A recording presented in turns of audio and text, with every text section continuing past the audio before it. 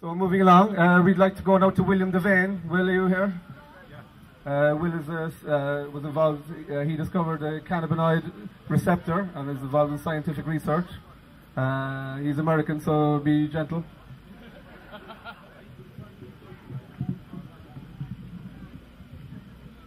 Hello. I thought I'd just talk a little bit about the science behind how marijuana works in the brain. And I'll start off, like, you know, it's been used for thousands of years, especially in India. The recent, how should I say it, the literature starts about the 1840s, with this one doctor who was working in India. He wrote a paper, and because they were using marijuana and hemp in India as a medicine at the time, especially for certain nervous diseases.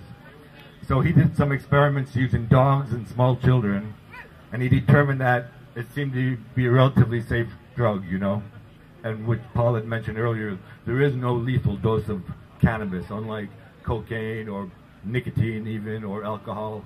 Cannabis is a relatively safe drug to use. They started about the 1890s, 120 years ago, trying to purify the active ingredients from marijuana. That was work that was done in Cambridge by Wood and Spivey. But it wasn't until 1963, Rafi Meshulam, working in Israel, he's the one who discovered the structure of delta-9 THC. So it's not that long ago.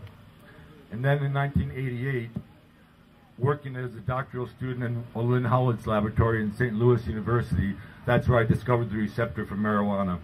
And we call it the CB1 receptor.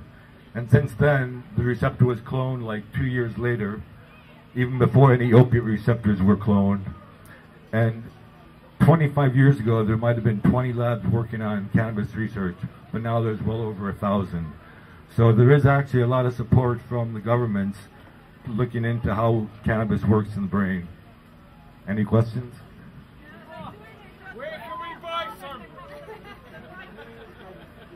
Yeah, that's true. Like this one Sativix, which is it's half THC and half cannabidiol. That's marketed in England and also in Canada.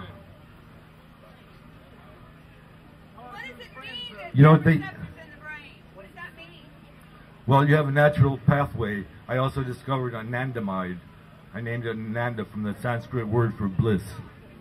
But there's a natural pathway in your brain, and perhaps some of the physiological effects are being able to filter out different sensations coming into your brain. You know, you don't want to remember everything. You don't want to be conscious of all of reality, you know.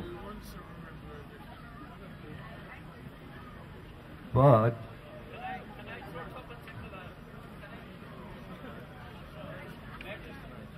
sure.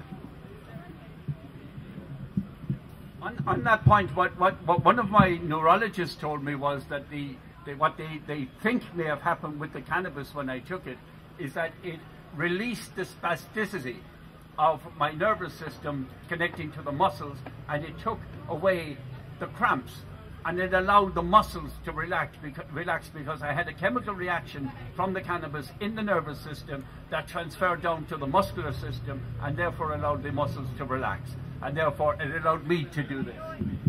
And that's the result.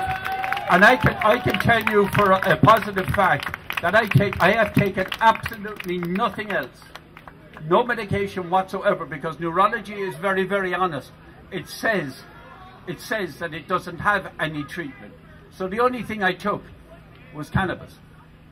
Nothing else. So I can stand here with absolute surety and tell you that there's nothing else I took to allow me to do this. Now I can only do this for a couple of minutes, but it means I can go to the loo on my own with dignity. That is a huge thing in my life.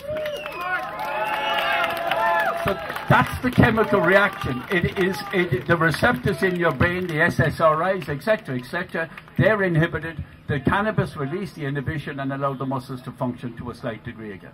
Now it's getting worse again. It's a temporary thing. But Jesus, if I can have this for 6 months of my life, why not? But that's where the chemical reaction, I am told.